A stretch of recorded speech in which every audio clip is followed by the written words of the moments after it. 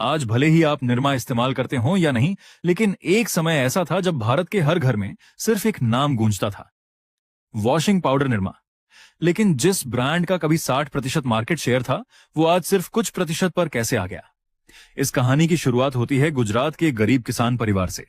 करसन भाई पटेल एक साधारण केमिस्ट थे। उस समय भारत में ज्यादातर लोग महंगे डिटर्जेंट खरीद ही नहीं सकते थे। लोग राख और सस्ते विकल्पों से कपड़े धोते थे। करसन भाई ने इस समस्या को देखा और फैसला किया कि वो ऐसा डिटर्जेंट बनाएंगे जो सस्ता भी हो और असरदार भी। दिन में नौकरी और रात में एक्सपेरिमेंट। महीनों की मेहनत के बीच उनकी जिंदगी में एक ऐसा हादसा हुआ जिसने उन्हें अंदर से तोड़ दिया। उनकी छोटी बेटी निरूपमा की एक सड़क दुर्घटना में मौत हो गई। वो उनकी सबसे लाडली बेटी थी।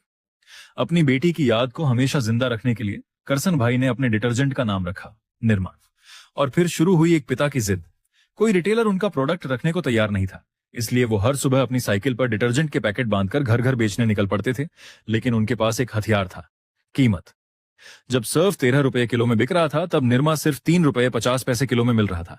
लोगों ने इस्तेमाल किया और फर्क महसूस किया। धीरे धीरे खबर फैलने लगी। फिर आया वो जिंगल जिसने पूरे भारत को अपनी धुन पर नचा दिया, वॉशिंग पाउडर निरमा। ये सिर्फ एक विज्ञापन नहीं था, ये भारत के मिडिल क्लास की आवाज बन गया। देखते ही देखते निरमा ने डिटर्जेंट मार्केट का 60% हिस्सा अपने कब्जे में कर लिया। एक साधारण केमिस्ट ने देश की सबसे बड़ी कंपनियों को चुनौती दे दी थी। लेकिन सफलता हमेशा स्थायी नहीं होती। समय बदला, लोगों की कमाई बढ़ी, नए ब्रांड्स आए। हिंदुस्तान यूनिलीवर ने व्हील लॉन्च किया, घड़ी जैसी कंपनियां भी मार्केट में उतर गईं। वहीं दूसरी तरफ निर्मल अपनी पुरानी पहचान से बाहर नहीं निकल पाया। लोग उसे एक सस्ते ब्रांड के रूप में देखने लगे। मार्केट बदल रहा था, लेकिन निरमा उतनी तेजी से नहीं बदल पाया और धीरे धीरे उसका मार्केट शेयर गिरता चला गया।